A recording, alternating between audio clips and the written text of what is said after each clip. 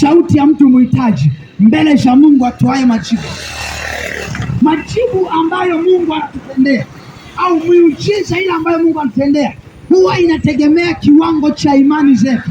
Nisikilize, majibu ambayo Mungu anatutendea huwa yanategemea kiwango cha imani.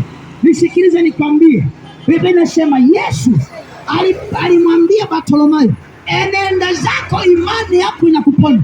Kwa hiyo ina maana kiwango cha imani ya Bartholomayo ndio kilisababisha uponyaji wa macho.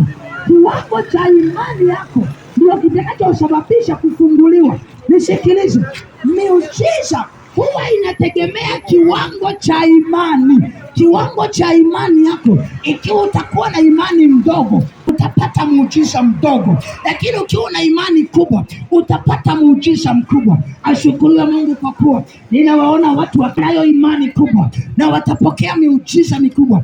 Pokea kwa jina la Yesu. Hata kama unaniangalia kwenye mtandao, pokea kwa jina la Yesu, maana unayo imani kubwa. Pokea majibu sawasawa na kiwango cha imani yako katika jina la Yesu. Kuna mtu hapa anaweza akasema, huyu mhubiri ametoka wapi? Hata sijawahi kumuona.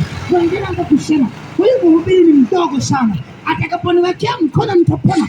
Wewe ni kijana mdogo sana. Nisikilize mama, nisikilize kijana, hata kama unamtazama, Biblia inasema Bartholomayo kiwango cha imani yake ndicho kilimfanya akapona macho. Kwa hiyo mimi kazi yangu hapa ni kukuhubiria, ni kukutabiria, ni kukuombea.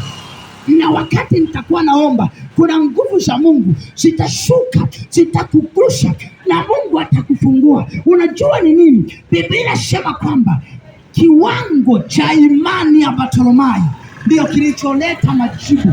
Kwa hiyo hata leo, hata wewe, kiwango cha imani yako ndicho kitasababisha ukifunguliwa, ndicho kitasababisha upokeayo majibu.